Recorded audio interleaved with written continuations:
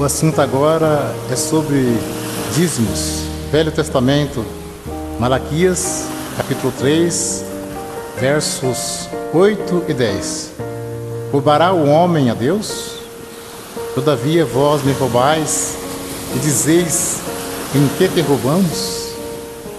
Os dízimos e nas ofertas alçadas.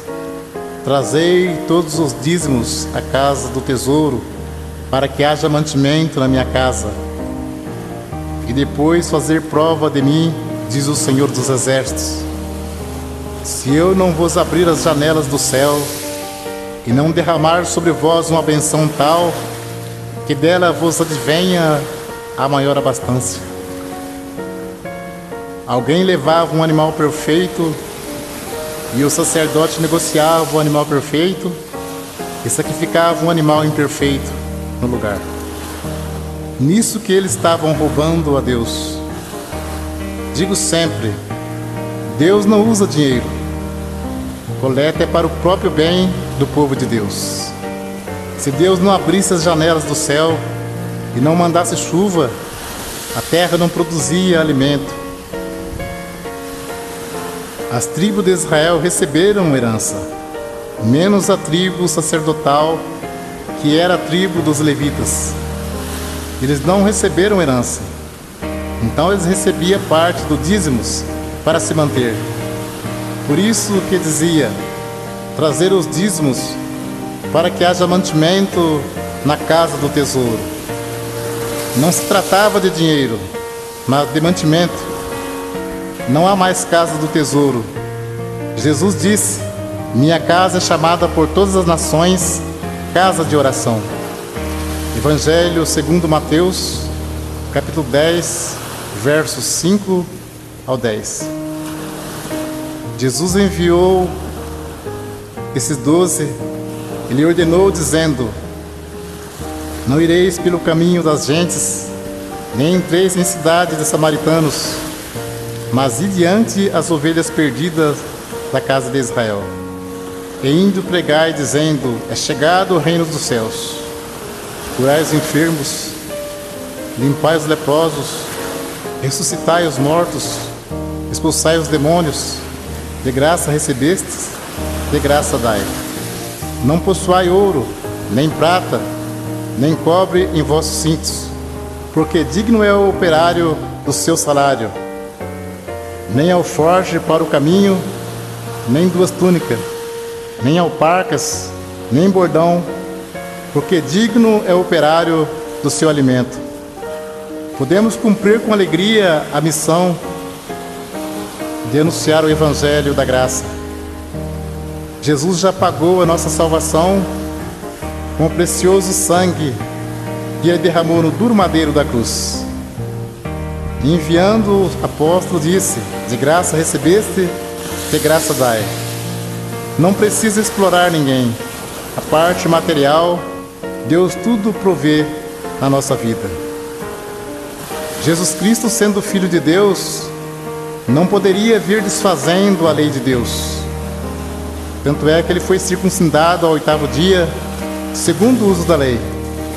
Foi levado ao templo para ser consagrado, segundo o uso da lei. E cumpriu celebrando a última Páscoa.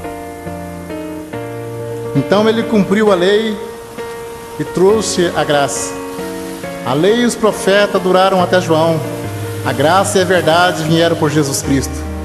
Hebreus capítulo 7, verso 9, 18 e 19. E para assim dizer, por meio de Abraão até Levi, que recebe dízimos, pagou dízimos, porque o precedente mandamento é abrogado por causa da sua fraqueza e inutilidade. Pois a lei nenhuma coisa aperfeiçoou, e desta sorte é introduzida uma melhor esperança, pelo qual chegamos a Deus. Hebreus capítulo 7, versos 12, 13 e 14. Porque mudando-se o sacerdócio, necessariamente se faz também mudança da lei. Porque aquele de quem essas coisas se dizem, pertence a outra tribo, da qual ninguém serviu ao altar, visto ser manifesto que nosso Senhor procedeu de Judá, e concernente a esta tribo, nunca Moisés falou de sacerdócio, porque dele assim se testifica: tu és sacerdote eterno, segundo a ordem de Melquisedeque. Jesus procedeu da tribo de Judá e não da tribo de Levi, que era a tribo dos sacerdotes. Então, se muitos espertalhões pregam que tem que pagar dízimo hoje, por que eles não se preocupam em cumprir mais algum mandamento da lei? Porque o assunto deles é só dinheiro.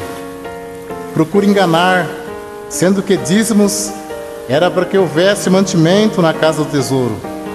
Muitos querem tirar proveito para ganhar dinheiro, dizendo: digno é o obreiro do seu salário. Mas isto é mesmo que dizer: digno é o obreiro do seu alimento. O apóstolo Paulo disse em Atos capítulo 20, versos 33 ao 36: de ninguém cobicei a prata, nem o ouro, nem o vestido. Vós mesmos sabeis que para o que me era necessário a mim e aos que estão comigo, essas mãos me serviram. Tenho-vos mostrado em tudo que, trabalhando assim, é necessário auxiliar os enfermos e recordar as palavras do Senhor Jesus, que disse: mais bem-aventurado coisa é dar do que receber. E havendo dito isto, pôs-se de joelhos e orou com todos eles. Mas o assunto viver do Evangelho era alimento e não receber dízimos. Para você entender mais fácil, os apóstolos poderiam viajar em missão e ficar na casa de alguém não crente e ali se alimentar por alguns dias. E como Deus estava chamando também pessoas pobres, em vez dos apóstolos pedir dinheiro aos novos convertidos, eles os ajudavam.